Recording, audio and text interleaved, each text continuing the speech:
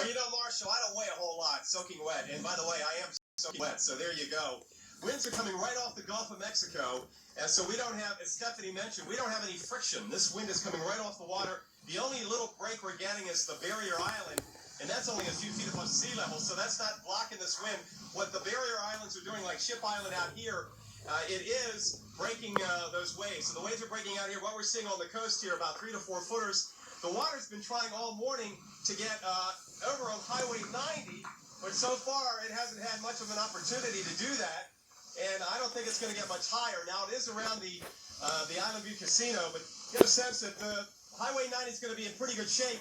This whole area was covered with water, 25-plus foot storm surge along the Mississippi coast during Katrina. The winds are going to be the issue this afternoon. We're going to have some gusts up to 60 miles an hour, I think. Some of those stronger rain bands to our south are going to come in. So the real threat is not the surge, and for homeowners, maybe some minor wind damage, maybe some shingles coming off. As far as I can tell right now, the power is still on here in this part of the county here in Gulfport. But the severe threat continues. The tornado watch till 4. We've had numerous warnings this morning across Mobile County, Escambia, Santa Rosa County. Those are the 2 far western counties in the Florida Panhandle, and we continue to have issues over there with those bands streaming in. If we're going to get severe weather, we're going to get it from those bands to our south on the Titan radar. As far as damage around here, we've seen none. We've got one limb over here that blew down. In fact, it blew down off the tree just near where we're setting up the camera, and then it blew all the way over here. And that's about the only limb we've seen come down.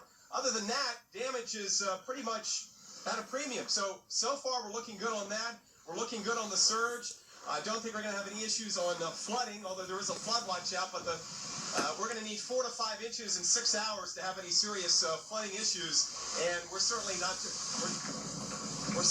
going to get that. But boy, I tell you, these gusts come through and they really ratchet up. The difference I'm feeling between this and Faye is that Faye's gusts seem to be only about 10 miles an hour higher than the sustained winds. These gusts are about 20 miles an hour higher than sustained winds, so it really, catches you off guard and knocks you. And on Titan radar, you can see those bands to our south, yellows, reds, and oranges. They're going to be rotating up here, so it's going to get worse at times through the rest of the morning and this afternoon. That's got to be sustained at least 40 miles an hour, maybe 45. So we're going to have this the rest of the afternoon again. Severe weather, Marshall and Heather, is the concern, and some minor wind damage, but other than that, this is certainly nothing as bad as Katrina was, and we didn't expect it. We didn't expect it to be that bad here along coastal Mississippi. Actually, bigger waves over along the Florida-Alabama coast because they don't have those barrier islands. Seas over there have been running 15 to 16 feet, and surge over there, actually. Caravel earlier in Appalachian Bay was up to 4 feet. Our water here came up about... has come up about 4 feet this morning. Let's go back to you. We'll keep you updated as the squalls continue to come off the Gulf of Mexico. All right, hang in there, Mike. And obviously, one thing we have to be concerned about in this area is just loose objects blowing around in these kind of conditions. But tornadoes are also a major concern for us, and we watch that all the way from the Panhandle of Florida into central Louisiana. What we're showing you here is what Doppler-indicated radar rotation looks like. Those reddish spots that you see there, one being pointed at right now.